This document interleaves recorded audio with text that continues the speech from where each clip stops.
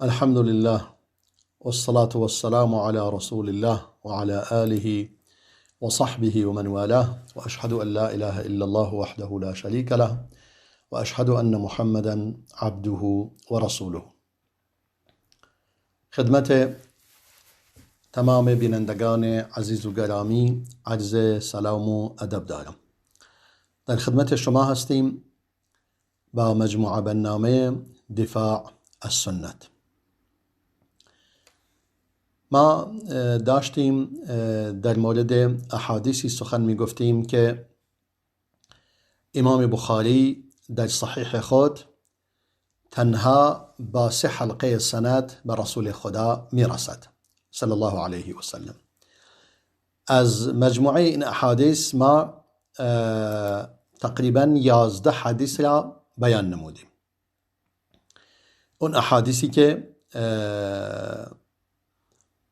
از طریق مکی بن ابراهیم، اون هم از یزید بن ابی عبید، اون هم از سلمه بن اکوع به رسول خدا می رسد صلی الله علیه و سلم. اکنون ادامه آن، اکنون وارد حدیث 12 شدیم که حدیث 12 در واقع تکرار حدیث 5 هست.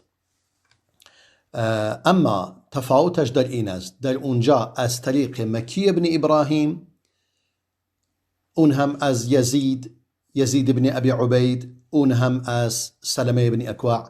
اما اکنون از طریق ابو عاصم، از طریق ابو عاصم که شیخ امام بخاری است، اون هم از یزید بن ابی عبید، اون هم از سلمه.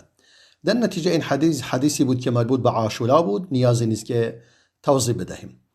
و حدیث 13 هم باز قبلا بیان کردیم از طریق مکی بن ابراهیم از یزید بن ابی عبید، اون هم از سلمه. اکنون این حدیث هم باز از طریق ابو عاصم آمده که نیاز نیست دوباره تکرار کنیم، مربوط به نماز جنازه خواندن بر کسی که قرض بر گردن اوست که ما به تفصیل این احادیث را بیان نمودیم. این هم حدیث 13 حدیث 14 هم باز حدیثی بود که مربوط به همون غزوه خیبر بود که ما با تفصیل زیاد بیان نمودیم. اون حدیث از طریق ابراهیم مکی بن ابراهیم آمده بود، اون هم از یزید بن ابی عبید و اون هم از سلمه بن اکوع. اما این یکی از طریق همون ابو عاصم که اسمش ضحاک بن مخلد هست، از یزید بن ابی عبید، اون هم از سلمه بن اکوع. این هم حدیث 14. دیگه نیازی نیست که ما اینها را تکرار کنیم. به حدیث 15 می رسیم. حدیث 15 که امام بخاری از شیخ خود ابو عاصم ضحاک بن مخلد روایت می کند، اون هم از یزید بن ابی عبید، اون هم از سلمه بن اکوع رضای خدا بر او باد. می فرماید حدیث امام بخاری در این حدیث را در یعنی حدیث شماره 4272 می باشد که می فرماید غزوت مع النبی 7 غزوات، غزوت مع النبي صلى الله عليه وسلم 7 غزوات. امام سلمه بن اکوع می فرماید من با رسول خدا صلی الله علیه و سلم در 7 غزوه مشارکت نمودم. 7 غزوه که رسول الله حضور داشته. در میان این 7 غزوه فذكر خیبر والحدیبیه و یوم حنین و یوم قرد. میگه در میان این 7 این چند تا را نام بود. مثلا گفت از جمله در جنگ خیبر شرکت نمودم، در جنگ حدیبیه، در جنگ حنین و در روز قرد. این چند تا شد 5 تا. قال یزید بن ابی عبید می فرماید و نسیت بقیتهم، یعنی امام سلمه بن اکوع بقیه را هم بیان نمود، ولی میگه من دیگه 2 تای دیگر را یا مثلا 2 تای دیگرش یادم نیست. حالا این حدیث همچنان که گفتیم امام بخاری از طریق ابو عاصم ضحاک بن مخلد بیان کرد، اون هم از یزید بن ابی عبید، اون هم از سلمه. البته در این لفظی که امام من دارم نگاه میکنم در صحیح بخاری، لفظی که الان جلوه چشم من است اون حدیث 4272 میفرماید با رسول خدا صلی الله علیه وسلم در 7 غزوه شرکت نمودم و غزوت مع ابن حارثه استعمله علینا، یعنی به اضافه این 7 که با رسول الله بودم، در اون غزوه دیگری که ابن الحارثه امیر ما بود، یعنی اسامه بن زید بن حارثه، منظورش اسامه فرزند زید فرزند حارثه که اون هم امیر ما بود. من در اون غزوه دیگر هم شرکت نمودم. اون هم غزوه چی بود؟ غزوه مؤته بود. غزوه مؤته. نه، این غزوه چی نبوده؟ غزوه زید بن حارثه امیر بوده، نه خود اسامه بن زید. زید بن حارثه امیر بود. میگه من در این غزوه‌ای که زید بن حارثه امیر ما بود من شرکت نمودم، نه غزوه اسامه، اون جداست. اون قبل از وفات رسول الله صلی الله علیه وسلم، ولی این یکی همون زمانی بود که رسول الله صلی الله علیه وسلم در حال حیات بود. پس در اینجا یعنی این شد چند تا؟ این 7 و این یکی دیگر هم شد 8.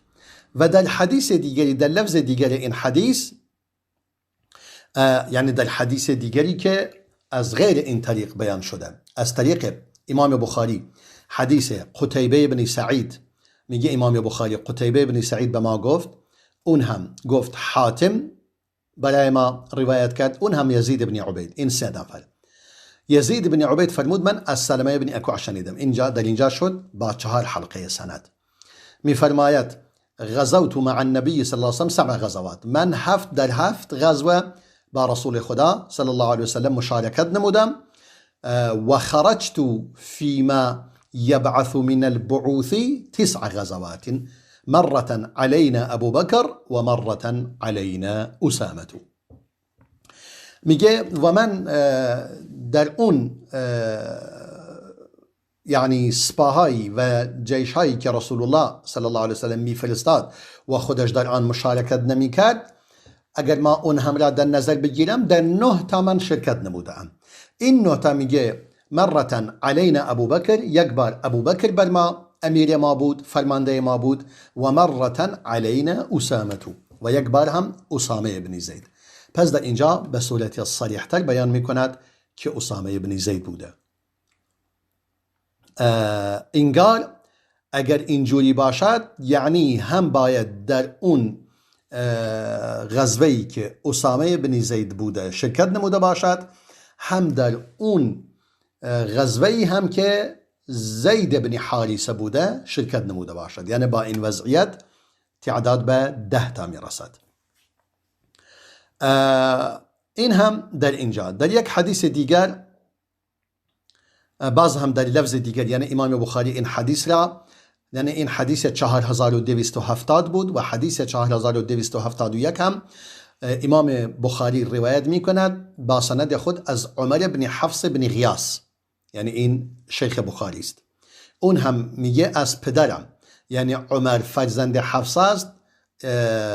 عمر از حفص بن غیاث روایت می کند که پدرش است. اون هم از یزید بن عبید. یعنی این هم شد تا اینجا 3 حلقه. ابی عبیدم میگه از سلمه بن اکوع شنیدم که شد 4 تا. میفرماید من با رسول خدا صلی الله علیه و سلم در 7 غزوه شرکت نمودم و خرجت فيما يبعث من البعث 9 غزوات، و در اون غزوه هایی که او میفرستد و خودش مشارکت نمی کند، یعنی به اضافه اونها میشد 9 تا. علینا مرة ابو بکر و مرة اسامه، یک بار ابو بکر با ما بود، یک بار دیگرم اسامه با ما بود. حالا اگر ما بیاییم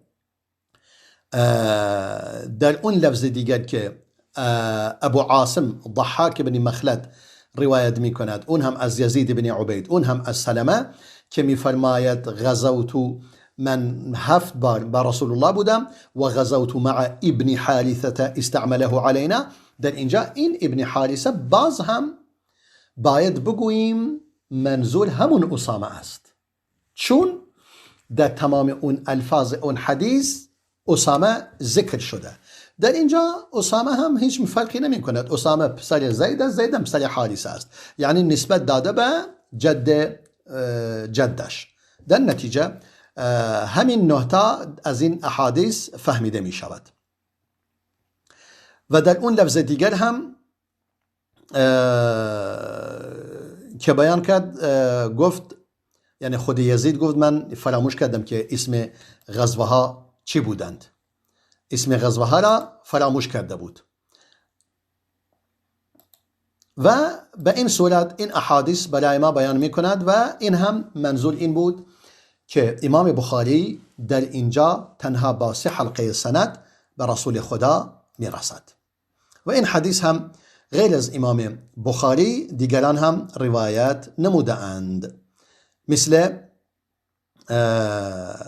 امام احمد و امام مسلم و امام ابن ماجه. امام احمد در حدیث 16525، امام مسلم در حدیث 1802 و امام ابن ماجه حدیث 3195 این حدیث را روایت کرده. حالا ما به این مقدار اکتفا میکنیم در مورد این حدیث، چون مورد خاصی در مورد آن وجود ندارد. به حدیث 16 میرسیم. حدیث 16 هم امام بخاری با سند خود از ابو عاصم، یعنی از شیخ خود ابو عاصم روایت می کند، اون هم از یزید بن عبید، اون هم از سلمه بن اکوع. می فرماید پیامبر صلی الله علیه و سلم فرمود من ضحى منکم. حالا ما بیاییم سر اصل حدیث، حدیث 5569، حدیث 5569. بله، امام بخاری این حدیث را آورده، می فرماید من ضحى منکم فلا يصبحن بعد 3 وبقي في بيته منه شيء. می فرماید اگر کسی از شما قربانی کرد در عید قربانی کرد، پس دیگه بعد از روز 3، یعنی روز 3 که از خواب بیدار می شوید، چیزی از آن باقی نمانده باشد. یعنی چی؟ یعنی شما می توانید برای خود از قربانی که می خواهی قربانی کنی به اندازه 3 روز خودتون بردارید، بقیهش را به محتاجین بدهید، با کسانی که نیازمند هستند. بعداً این در ابتدا رسول الله اینجوری فرمود، ابتدای امر. بعداً می فرماید فلما كان العام المقبل، هنگامی که سال آینده فرا رسید، قالوا یا رسول الله نفعل كما فعلنا عام الماضی. گفتن ای رسول خدا، آیا ما اکنون هم مثل سال گذشته تنها برای 3 روز اجازه داریم برای خودمون برداریم از این گوشت؟ قال کلوا و اطعموا و ادخروا. فرمود نه، اشکالی ندارد، می توانید از آن بخورید در همون روزی که آن را ذبح می کنید، قربانی می کنید، و می توانید به دیگران بدهید و اطعموا، و می توانید از آن هم ذخیره کنید برای روزهای آیندهتون. یعنی در اینجا دیگه مقید نکرد به 3 روز. فرمود میتونید بالاخره هم به خودتون اون روز ازش بخورید و هم به دیگران هم بدهید و هم برای خودتون ذخیره کنید، مانعی نیست. فإن ذلك العام كان بالناس جهد فأردت أن تعينوا فيها.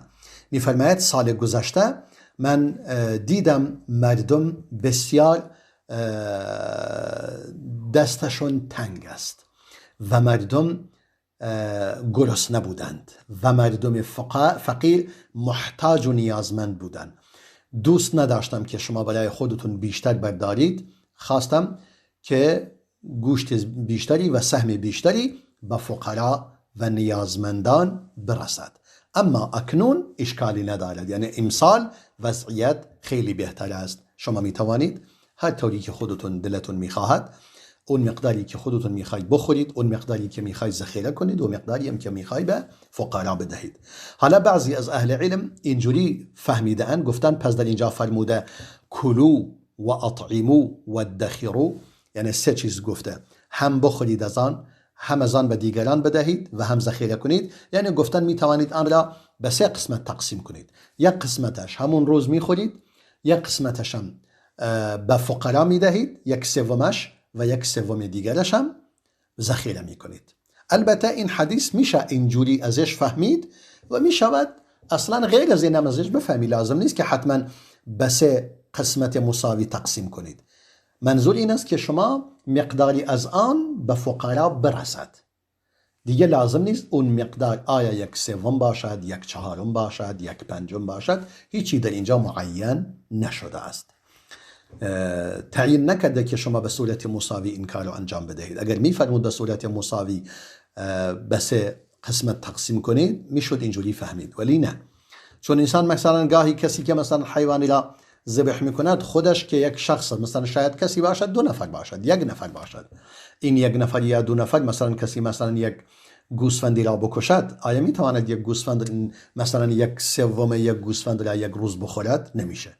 مشخصه چنین برداشتی از آن برداشته میتواند برداشته، یعنی در واقع درستی نباشد. هرچند به هر صورت تعدادی از اهل علم و اهل علما فرمودند اینجوری تقسیم کنید، ولی در واقع انسان مثلا اگر تعداد خانوادهش کم باشد نمیتواند در یک، مثلا فرض کنیم یک حیوانی را ذبح میکنید، فرض کنیم تنها 20 کیلو گوشت هم بدهد. این 20 کیلو مگر میتوند مثلا یک خانواده مثلا 2 نفره یا یک خانواده 1 نفره بیاید، مثلا کسی مثلا ممکنه 1 نفر خودش برای خودش یک قربانی کند، نمیتونه که یک همون روز یک سومش را بخورد. یک سومش مثلا 6 کیلو نیم، 7 کیلو نمیشه. مشخص است این یعنی مراد این نیست که به 3 قسمت تقسیم شود، به 3 تقسیم مساوی. بله، مراد این است که به 3 قسمت تقسیم شود، نه به صورت مساوی. میتواند اون قسمتی که خودت میخوری کمتر باشد، اون قسمتی که به فقرا میدی بیشتر باشد، یا بالعکس اون قسمتی که برای خود ذخیره میکنی بیشتر باشد، اون قسمتی که به فقرا میرسد کمتر باشد، یا بالعکس. هیچ فرقی نمی کند. مهم این است که این گونه از آن استفاده شود.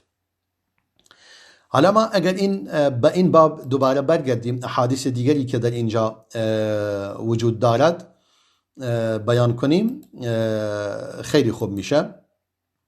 امام بخاری این احادیث را در زیر باب ما یؤکل من لحوم الاضاحی و ما یتزود منها بیان نموده. یعنی بابی است در مورد آن چیزی، آن مقداری از گوشت قربانی که خورده می شود و آن مقداری که از آن ذخیره می شود. یعنی امام بخاری در زیر این باب این احادیث را آورده، یعنی چقدرش باید از آن بخورید و چه مقدارش را ذخیره کنید. حالا امام بخاری اولین حدیثی که در این باب می آورد حدیث 5567 است. از علی بن عبدالله روایت می کند. علی بن عبدالله که شیخ امام بخاری است، اون هم از سفیان، اون هم از عمر، اون هم از عطا، این شد چند تا؟ 3 تا. اون هم از جابر بن عبدالله، این شد 4 تا. این دیگه رباعی است. می فرماید كنا نتزود لحوم الاضاحی على عهد النبی صلی الله علیه وسلم الى المدینه. میگه ما گوشت قربانی را ذخیره میکردیم در زمان پیامبر صلی الله علیه وسلم تا مدینه. یعنی با خود می آوردیم، در مکه که گوشت را ذبح میکردیم اون گوشت را با خودمون می آوردیم تا مدینه. البته اینو کاری بهش میکردن که خراب نشود و این بود که در داخل نمک به آن نمک میزدند تا اینکه فاسد نشود. و فرمود وقال غیر مرة لحوم الهدی، یعنی نه تنها یک بار و چند بار، یعنی ما بیشتر از یک بار، یعنی چند بار پیش اومده که ما گوشتی که از در مکه ذبح میکردیم به مدینه می آوردیم. مشخص فاصله مکه تا مدینه 500 و چند کیلومتر هست که اون 500 و چند کیلومتر چند روز طول میکشید. 8 روز تقریبا طول میکشید تا به مدینه برسند. و در بعضی الفاظ میفرماید اون حیوان هایی که قربانی هایی که در حج انجام میدادیم. در حدیث دیگری که باز امام بخاری از شیخ خود روایت میکند، از شیخ خود اسماعیل، اون هم از سلیمان، اون هم از یحیی ابن سعید، اون هم از قاسم، اون هم از فرزند خباب ابن ارد، میگه به او خبر داده که از ابو سعید خدری شنیده، این خبر را بیان میکرد، انه کان غائبا فقدم. میگه ابو سعید نبود، یعنی در خانه نبود، مسافرت بود، بعداً آمد. فقدم الیه لحم، میگه گوشتی گذاشتیم جلوی ابو سعید خدری که از آن بخورد. قالوا هذا من لحم ضحایانا، گفتن این گوشتی بوده که قربانی کرده بودیم. فقال اخروه لا اذوقوه، فرمود اینو از من بذارید کنار، من نمیخوام از آن بخورم. بعداً میفرماید فرزند خباب، میگه منم ثم قمت فخرجت حتى آتی اخی ابا قتاده، منم بلند شدم و خارج شدم تا آمدم پیش برادرم ابو قتاده. ابو قتاده انصاری که میشود و کان اخاه لامه، یعنی برادرش بود از طرف مادرش. و کان بدریا، و شخصی بود که در جنگ بدر شرکت نبوده، یعنی یکی از صحابه بزرگوار. کسی که در غزوه بدر شرکت میکند دیگه شوخی نیست. فذكرت ذلك له، بلایش گفتم ابو سعید از این گوشت قربانی نخورد. فقال انه قد حدث بعدك امر، فرمود حتما بعد از شما خبر دیگری به او رسیده، یعنی او چیزی در این مورد میداند که شما نمیدانید. یعنی احتمال دارد همون سال باشد که رسول الله فرموده بیشتر از 3 روز ذخیره نکنید، یا احتمالاً همین جور برداشت نموده که این برای همیشه اینجوری باشد. ولی ما در اون حدیث به صورت واضح بیان کردیم که فرمود، پیامبر خدا فرمود صلی الله علیه و سلم تنها 1 سال بود که رسول الله فرمود بیشتر از 3 روز ذخیره نکنید. بعد از آن فرمود الان دیگه وقتی که مردم وضعیت بهتری دارند اشکال ندارد، هر طوری که میخواهید در آن عمل کنید. در حدیث دیگری باز امام بخاری حدیث 5570 باز برای من روایت می کند از اسماعیل بن عبدالله، اون هم از برادرش، اون هم از سلیمان، اون هم از یحیی بن سعید، اون هم از عمره دختر عبدالرحمن، اون هم از ام المؤمنین عایشه. فرمود ام المؤمنین عایشه فرمود الضحیه کنا نملح منه، میگه ما گوشت قربانی را چکار میکردیم؟ با نمک آن را به آن نمک میزدیم، نمک زیادی. فنقدم به الى النبی صلی الله علیه وسلم بالمدینه، میگه ما آن گوشت را که در داخل نمک مثل این که خوابانیده بودیم آن را می آوردیم به مدینه و پیش رسول خدا صلی الله علیه وسلم، یعنی در مکه که گوشت ذبح شده بود آن را می آوردیم مدینه. فقال لا تأكلوا الا 3 ایام وليست بعزیمه، فرمود نخورید الا 3 روز از آن حق دارید بخورید. بعدا فرمود وليست بعزیمه، این نهی یک نهی نیست که برای عزیمت باشد، یعنی برای این که حرام باشد، حرام نیست، اگر بیشتر از آنم بدارید اشکالی ندارد. ولكن اراد ان يطعم منه والله اعلم، بلکه منظورش این بود که اون مقدارش یعنی از آن به دیگران داده شود و خدا بهتر میداند. یعنی برای این که اون مقدار از گوشت که از 3 روز بیشتر میماند اونو به فقرا داده شود، این هم نه به عنوان مثل یک امر وجوب، امر برای وجوب نبوده یا نهی برای تحریم نبوده، چون میفرماید ولیست بعزیمت، این یک عزیمت و یک امر قطعی نبود، این نهی برای تحریم بودن این کار نبود یا این دستور برای واجب بودن آن نبوده. در اینجا کامل روشن می شود که منظور این است که اگر مردم محتاج بودند به همون مقدار به آنها برسد و یعنی مقدار بیشتری به فقرا برسد. حدیث دیگری در اینجا وجود دارد که می توانیم البته این حدیث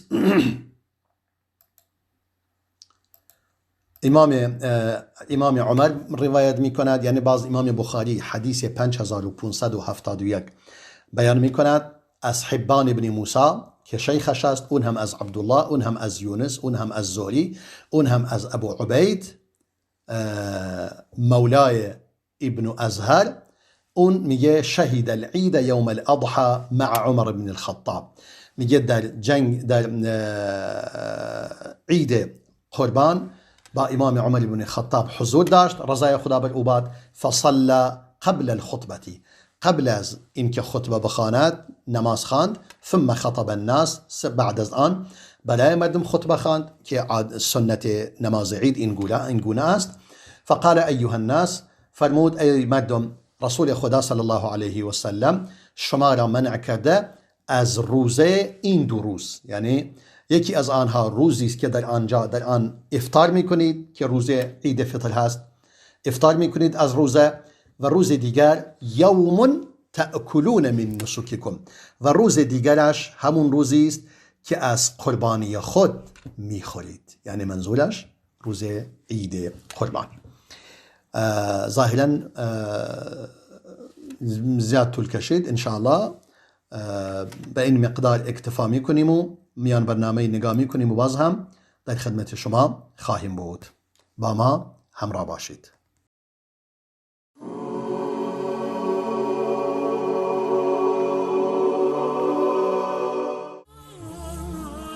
قل إن خير الأنبياء محمد وأجل من يمشي على الكثبان، وأجل صحب الرسل صحب محمد، وكذاك أفضل صحبه العمران. قل إن خير الأنبياء محمد وأجل من يمشي على الكثبان، وأجل صحب الرسل صحب محمد، وكذاك أفضل صحبه العمران.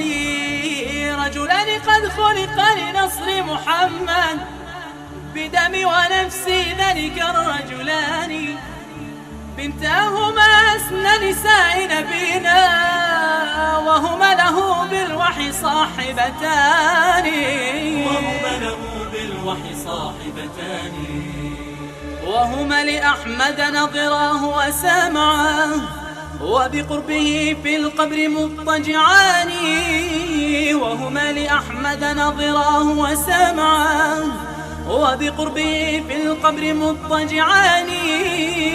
كان على الإسلام أشفق أهله، وهما لدين محمد جبلان، وهما لدين محمد جبلان.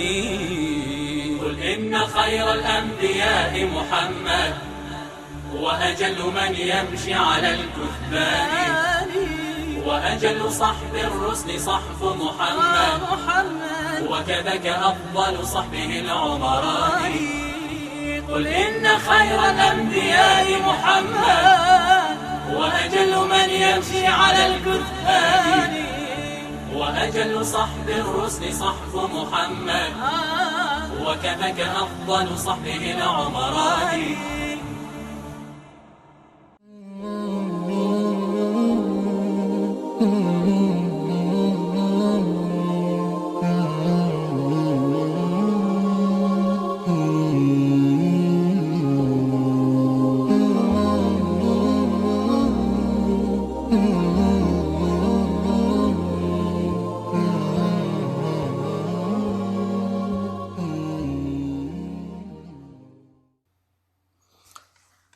با عرض سلام مجدد خدمت شما بینندگان عزیز و گرامی. یک نکته دیگر اضافه کنم در رابطه با اون حدیث مربوط به قربانی و آن این که این حدیث امام احمد و امام مسلم نیز این حدیث را روایت نمودند. در لفظ امام احمد به صورت خیلی واضحتر و روشنتر این قضیه بیان شده. امام احمد با سند خود از امام ابو سعید خدری روایت می کند که فرمود رسول الله فرمود صلی الله علیه و سلم من گوشت قربانی را حرام کرده بودم بیشتر از 3 روز کسی استفاده کند. یعنی کسی که قربانی می کند من حرام کرده بودم بیشتر از 3 روز. اما بعدا فرمود فکلوا و تزودوا و ادخروا ما شئتم. فرمود بخورید و از آن به عنوان توشه برای همراه خود بردارید در مسافرت هایتون و ذخیره کنید هر اندازه که دلتون میخواهد. و در لفظ دیگر فرمود کلوا و اطعموا و ادخروا ما شئتم. فرمود بخورید و به فقرا بدهید و هر اندازه‌ای که خواستید از آن ذخیره کنید. یعنی همون توضیحی که من دادم خدمت شما که گفتم این کلمه کلوا و اطعموا و ادخروا از آن فهمیده نمی شود که آن را به 3 قسمت مساوی تقسیم کنیم. این دیگه در این لفظ امام احمد به صورت واضح و روشن این اجتهاد واضحتر روشن شد. یعنی دیگه نیازی به اجتهاد ندارد. در لفظ امام مسلم آمده رسول الله فرمود ای اهل مدینه گوشت قربانی را بیشتر از 3 روز نخورید، یعنی بقیهش به فقرا بدهید. ابن المثنى در لفظ ابن المثنى که روایت میکند میفرماید 3 روز. بعدا آمدن فشکوا الى رسول الله صلی الله علیه وسلم، آمدن به رسول الله گفتن ای رسول خدا ان لهم عیالا و حشما و خدما، ما اصلا خانواده زیاد داریم، تعداد خانوادهمون زیاد است، ما خدمت گزار و بالاخره اینها داریم. فقال کلوا و اطعموا و احبسوا، فرمود بخورید و دیگه به فقرا هم بدهید و برای خودتون هم نگه دارید. او ادخروا، حالا گفت احبسوا یا ادخروا که دوتایشون منظور این است که می توانید برای خودتون هم نگه دارید هر اندازه‌ای که نیاز هست. با این توضیحی که دیگه مشخص شد، همچنان که قبلا عرض کردم و در اون حدیث امام بخاری بیان شد خیلی واضح بود. فرمود کان بالناس جهد، مردم در اون سال فقیر بودند، دستتنگ بودند، فشار بر روی آنها بود. به همین خاطر ما گفتیم کاری کنید اونهایی که توانایی دارند و قربانی میکنند مشخص است تواناییشون از دیگران بیشتر است، پس مقدار بیشتری به فقرا بدهند تا آنها هم بتوانند از آن گوشت استفاده کنند. اکنون به حدیث 17 می رسیم. حدیث 17 هم حدیثی بود که ما قبلا بیان کردیم. یعنی در حدیثی که مربوط به در حدیث 11 هم ما اون حدیث را بیان کردیم که مربوط به سلمه بن اکوع بود و این که رسول الله صلی الله علیه وسلم از او خواست چند بار بیعت بدهد. در این حدیث هم امام بخاری این حدیث را در زیر حدیث 7208 حدیث را قبلا از طریق مکی ابن ابراهیم از یزید ابن عبید و اون هم از سلمه روایت کرده بود. اکنون هم از طریق ابو عاصم ضحاک ابن مخلد، اون هم از یزید ابن عبید، اون هم از سلمه ابن اکوع روایت می کند که می فرماید ما به رسول الله بیعت دادیم در زیر همون درخت که قبلا بیان شد. بعدا گفت ای سلمه آیا بیعت نمی دهید؟ گفتم ای رسول خدا من بار اول بیعت دادم. فرمود بار دوم هم بیعت بده، که ما اینو قبلا بیان کردیم، نیازی نیست تکرار شود. و امام احمد هم این حدیث را بیان نموده و امام مسلم و ترمذی و نسائی هم. حالا ما بیاییم به حدیث دیگری، حدیث 18 هم. حدیث 18 هم از طریق محمد بن عبدالله انصاری یعنی امام بخاری حدیث را روایت می کند از شیخ خود محمد بن عبدالله انصاری، اون هم از حمید هم از انس بن نضر، نه انس بن مالک. انس بن مالک که خدمت گزار رسول الله بود صلی الله علیه وسلم، این انس بن نضر است. انس یعنی این حدیث امام بخاری در 2-3 جا بیان می کند در صحیح خودش. یک بار در حدیث 2703 بیان می کند که ما الان می توانیم اون حدیث را نگاه کنیم. بله، حدیث 2703 در باب الصلح فی الدیه، در باب صلح در مورد دیه یا قصاص. یعنی اگر مثلا اتفاق افتاد، یعنی کسی آسیبی به کسی رساند، می توانید اولا قصاص کنید یا به دیه راضی شوید. امام بخاری با سند خود از عبدالله محمد بن عبدالله انصاری روایت می کند. اون هم می فرماید حمید روایت کرده برای محمد بن عبدالله انصاری، اون هم از انس بن نضر. انس بن نضر فرموده ان الربيع وهي ابنة النضر كسرت ثنية جارية. می فرماید ربیع که دختر نضر بود، ربیع دختر نضر، می فرماید دندان دختر دیگری را شکست یا دختر جوانی را شکست. حالا میگه ثنیه، این دندانهای جلوی اینا ثنایا به آن گفته می شود. این دندانهای جلو، می فرماید یکی از دندانهای جلوی را شکست، یعنی جلوی یک جاریه را. جاریه در اینجا منظور یک زن جوان، یعنی یک دختر جوانی، چون جاریه هم برای کنیز گفته می شود هم برای دختر جوان، و همچنین غلام هم برای به جاریه گفته می شود هم به پسر جوان. بعداً می فرماید فطلبوا الارش وطلبوا العفو. اهل اون جاریه درخواست دیه کردند، دیه باید دیه داده شود، و آنها هم گفتند اگر امکان دارد عفو کنید، گذشت کنید، چشم پوشی کنید. فابوا، اونها امتناع ورزیدند. فاتوا النبی صلی الله علیه و سلم فامرهم بالقصاص. رسول الله صلی الله علیه و سلم فرمود قصاصش کنید. اون دندان اولا شکسته، شما هم دندان اولا بشکنید. فقال انس بن نضر، انس بن نضر گفت اتکسر ثنیة الربیع یا رسول الله، گفت آیا باید دندان ربیع شکسته شود؟ ای رسول خدا، لا والذی بعثك بالحق لا تکسر ثنیتها.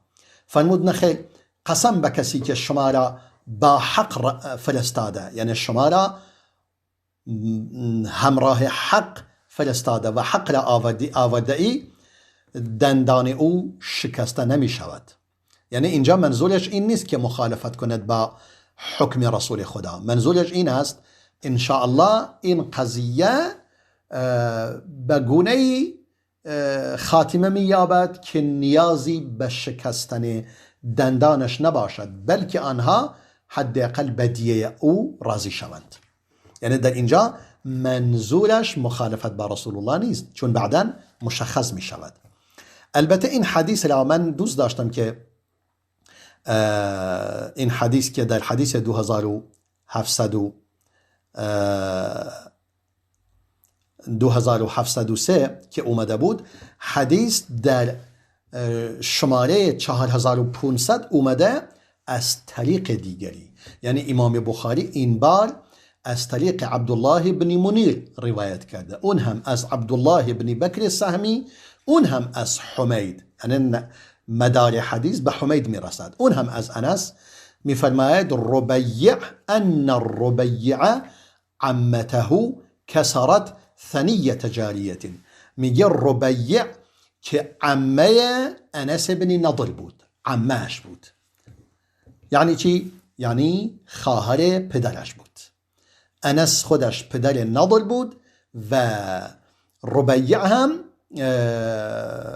عمه او بود، یعنی خواهر پدرش بود، که آمد اون دندان این دختر جوان را شکست. فطلبوا الیها العفو فابوا.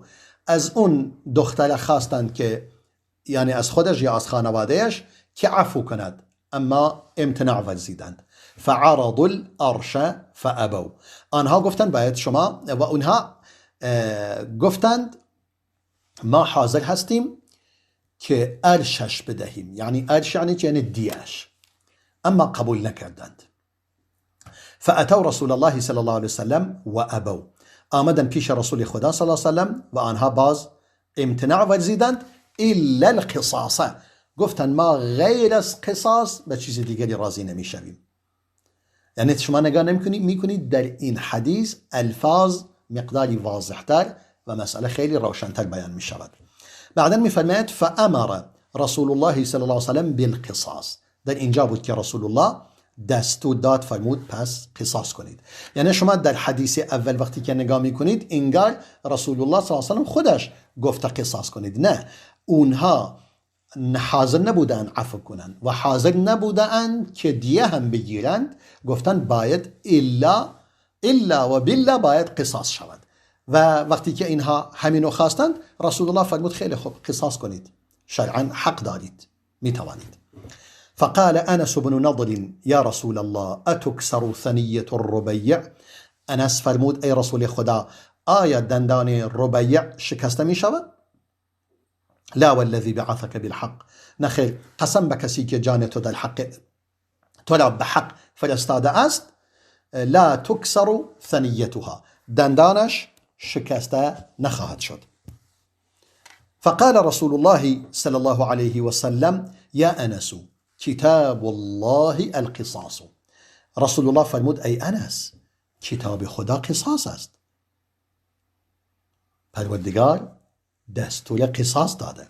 فرضی القوم فعفوا. اما در نهایت مردم راضی شدند و عفو گذشت کردند. فقال رسول الله صلی الله علیه و سلم، رسول الله فرمود این من عباد الله من لو اقسم علی الله لابره. فرمود وقتی که بقیه راضی شدند، مردم راضی شدند به یعنی خانواده اون دختر جوان راضی شدند به قصاص به دیه، دیگه رسول الله فرمود صلی الله علیه و سلم در میان بندگان خدا افرادی وجود دارند لو اقسم علی الله لابره. اگر بر خدا قسم بخورد، بگوید خداوندا به خودت قسمت میدهم این کار آنگونه باشد و آنگونه نباشد، اگر چنین قسمی بر خدا بخورند پروردگار قسم او را تحقق میبخشد. یعنی میگوید به خدا سوگند این کار نخواهد شد، یعنی اینها به چنین کاری راضی میشوند. یعنی در واقع در اینجا یک فضیلتی است در این حدیث بیان میکند و میرساند انس بن نضر تا چه اندازه انسان با تقوا و انسان درستکاری بوده که رسول الله صلی الله علیه وسلم آنچنان در مورد ایشان بیان میکند. پس این است که در اینجا آنها راضی شدن به اینکه قصاص نشود و تنها دیش داده شود و تمام. حالا من دوست داشتم به اون احادیثی که مربوط به این یعنی در همون حدیث 4500 چون امام بخاری این را در باب یا ایها الذین آمنوا کتب علیکم القصاص آورده و اونجا برگردیم و مقداری از اون مطالب را بیان میکنیم. این است که امام بخاری این حدیث را آورده، یا این آیه را آورده، یا ایها الذین آمنوا کتب علیکم القصاص فی القتل. میفرماید ای کسانی که ایمان آورده اید بر شما قصاص واجب شده در مورد کشته شدگان، الحر بالحر، که در اینجا بیان میکند الحر بالحر. حالا ما اگر بیاییم آیه را کامل بیاوریم بهتر میشه. بله، الحر بالحر والعبد بالعبد، میفرماید بر شما واجب گردانیده شده قصاص در مورد کشته شدگان. اگر کسی آزاده ای را کشت، اون آزاده کشته می شود. والعبد بالعبد، اگر عبدی را کشت، اون عبد کشته می شود. والانثى بالانثى، اگر زنی را کشت، اون زن کشته می شود. فمن عفی له من اخیه شیء فاتباع بالمعروف، اگر کسی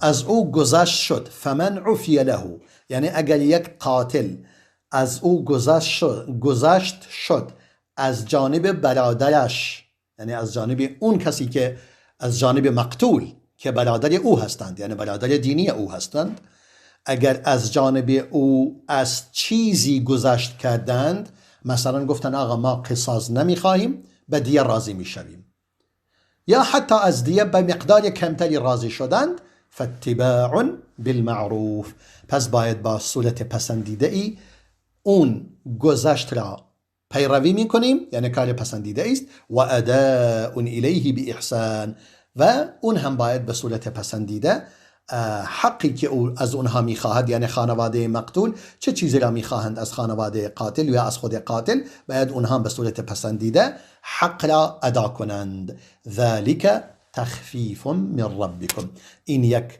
تخفیفی است از جانب پروردگار، یعنی پروردگار درست قصاص را واجب گردانیده، اما این واجب در مثل این که در اختیار خانواده مقتول قرار داده. اگر اونها راضی شدن که قصاص نشود، اشکالی ندارد. این تخفیفی است از جانب پروردگارتان و رحمتون، و این یک رحمتی است از جانب الله. فمن اعتدى بعد ذلك فله عذاب علیم، اگر کسی بعد از آن تعدی کند، تجاوز کند و از حد بگذرد، دیگه برای او عذاب دردناکی وجود دارد. بعداً فرمود ولکم فی القصاص حیات یا اولی الالباب لعلکم تتقون، برای شما در قصاص حیات وجود دارد، ای کسانی که دارای عقل و خرد هستید، بلکه یعنی شاید شما متقی شوید و پرهیزگار شوید. حالا امام بخاری این آیه را آورده در سوره بقره آیه 178 و بعد از آن امام بخاری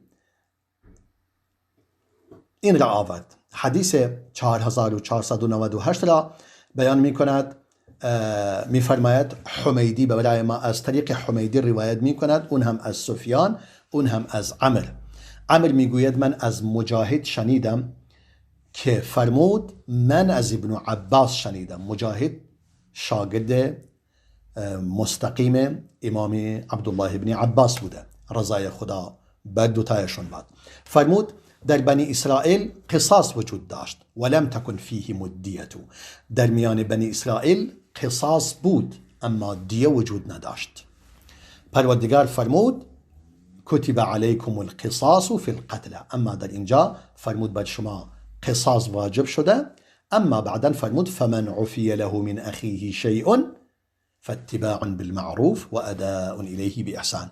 اما در این دین آخر و این شریعت آخر که کامل تر هست، فرمود اگر کسی از قصاص گذشت کرد و بدیه راضی شد، کار پسندیده است.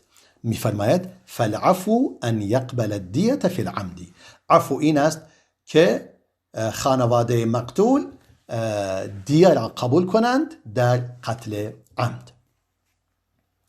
این هم فرموده یتبع بالمعروف و یؤدی باحسان، یعنی اون شخصی که برایش یعنی گذشت میکنند از به صورت یعنی گذشت میکنن از قصاص به دیه، دیگه تمام باید به صورت پسندیده اون پیروی کند از این گذشت و یؤدی به احسان، و شخص قاتل هم به صورت پسندیده و نیک دیه را پرداخت کند. این هم تخفیف بود از جانب پروردگار شما و رحمتی از جانب او، مما کتب علی من کان قبلکم، از این چیزی که یعنی در امتهای قبل از شما دیگه دیه نبود، فقط قصاص بود. فمن اعتدى بعد ذلك فله عذاب علیم، اگر کسی بعد از آن تجاوز کند و تعدی کند و از حد بگذرد، عذاب دردناکی برای او است. یعنی قتل بعد قبول التوبه، بعد قبول الدیه، یعنی بعد از اینکه دیه را قبول کرده دوباره بیاید بگوید من قصاص میکنم و اون شخص را میکشم، این دیگه میشود اعتدا و میشود تجاوز از حدود، چون اول به دیه راضی شده.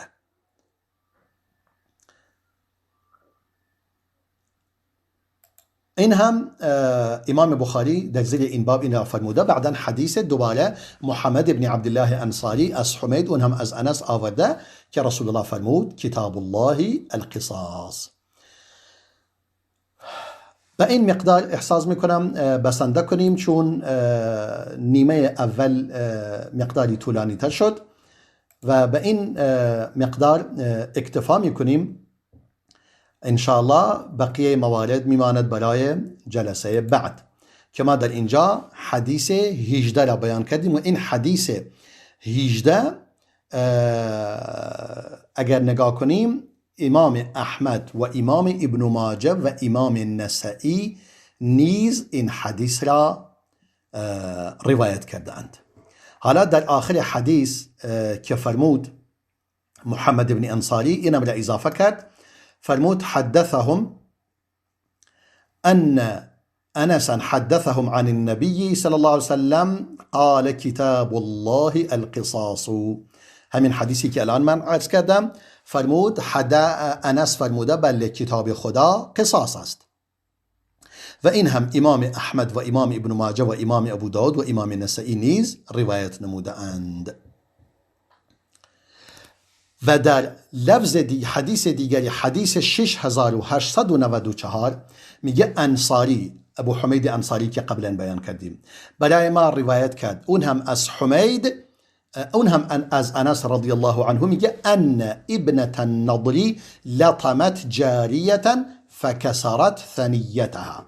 در اینجا یک مقدار حدیث را روشن‌تر میکند. میگه دختر نضر یک سیلی به دختر جوانی زد، دندانش را شکست. حالا مثلا سیلی بهش زده یعنی دست به او زده، لطمت یعنی به دست او را زده، ولی مشخص این دختره خیلی قوی بوده که با دست زدن دستش با یک سیلی یک کشیده ای را به او زده، دندانش را شکسته. فاتوا النبی صلی الله علیه وسلم فامر بالقصاص، آمدن پیش پیامبر صلی الله علیه وسلم و اون هم به قصاص دستور داد. یعنی این هم حدیث 20 در واقع، یعنی ما الان حدیث 18 و 19 و 20 را بیان کردیم در اینجا. این قسمت دیگه تمام می شود و تنها 2 حدیث دیگر باقی می ماند از این مجموعه احادیث ثلاثیات امام بخاری. حالا این حدیث 20 هم که تکمیله آن بود که همون حدیث 18 و 19 بود بالاخره گفتیم، بقیه محدثین هم مانند امام احمد و ابن ماجه و نسائی نیز این حدیث را روایت نموده اند. به این مقدار بسنده می کنیم. همه شما را به خداوند بزرگ و ذوالجلال می سپارم و السلام علیکم و رحمت الله و برکاته.